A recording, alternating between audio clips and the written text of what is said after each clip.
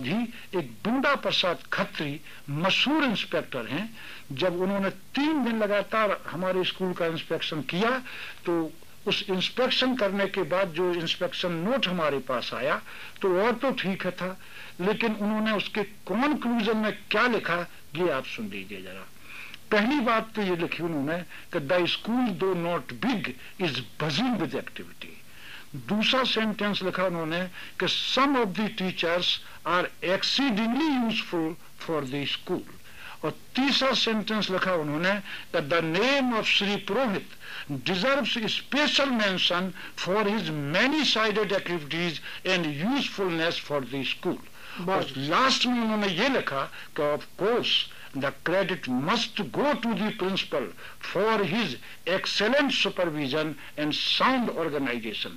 जब ये कंक्लूजन मैंने देखा तो सब मास्टर और सब प्रिंसिपल और वो स्कूल नगर पालिका था तो प्रेसिडेंट और ईओ ने मुझे बुलाया कि ये तुम्हारे बारे में बिंदा प्रसाद खत्री की कलम से मामूली बात नहीं है। तो मैंने अपने समय की जो अध्यापक रहा, एक बात मैं और कहता हूँ अभी कि लोग कहते हैं 40 साल की सर्विस हुई, 35 साल की मैं अनुभवी हूँ। इसको अनुभव नहीं कहते हैं। एक बैल होता है कोल्हू का, वो तो बरसों से चक्कर लगाता है लेकिन आगे बिल्कुल नहीं बढ़ता।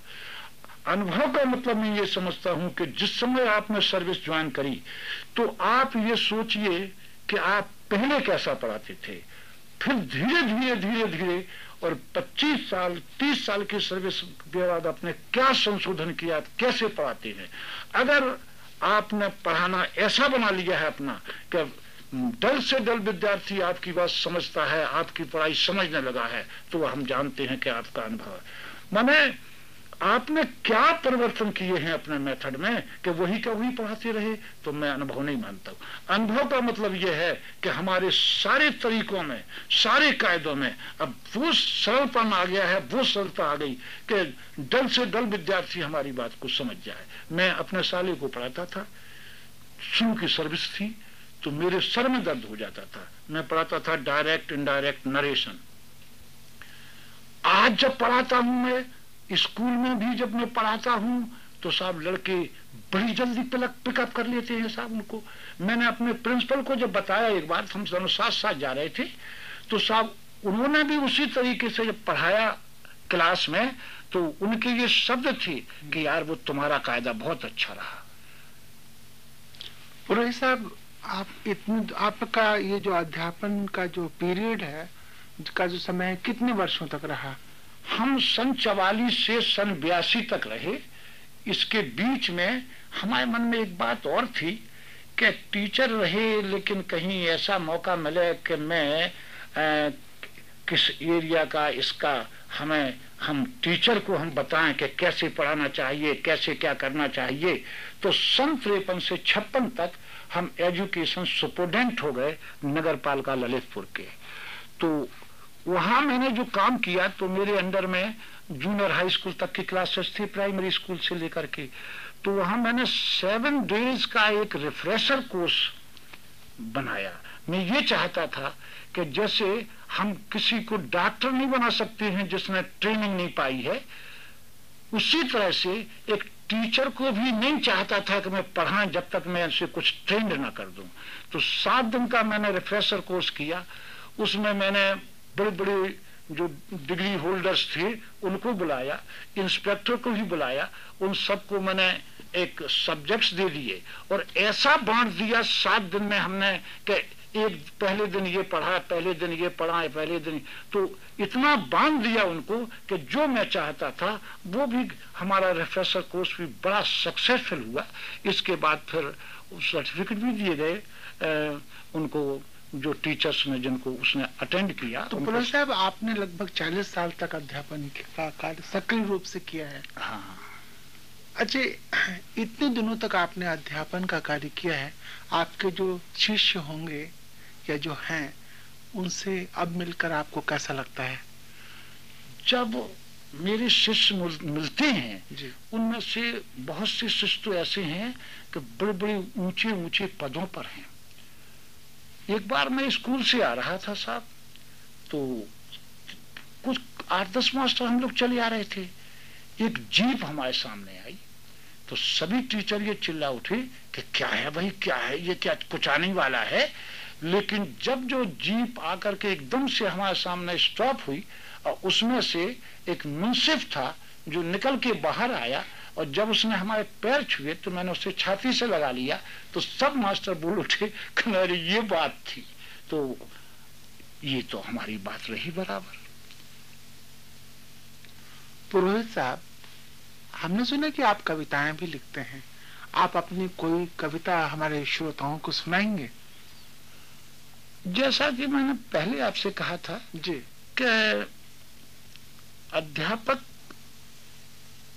कभी ना हुई हो सके तो कम से कम उसको तुकबंदी तो जरूर ही कर लेना चाहिए। तो मैं बताऊं कि मेरे जीवन की जो एक बड़ी भारी घटना हुई वो ये हुई कि 5 सितंबर को शिक्षक दिवस मनाया जाता है। तो उस शिक्षक दिवस में कलेक्टर उसका अध्यक्ष था जी, और पूरे जिले के सभी टीचर्स, प्रिंसिपल्स, जेटीसी के प्रिंसिपल और टीचर्स और पीपल टीचर्स सभी उसमें उपस्थित थे, और लेडी टीचर्स भी उपस्थित थे। तो चूंकि बहुत से टीचर थे तो कलेक्टर ने समय दिया 3 मिनट का हर एक के लिए। जब 4-5 टीचर बोल चुके तो इसके बाद मेरा नंबर आया।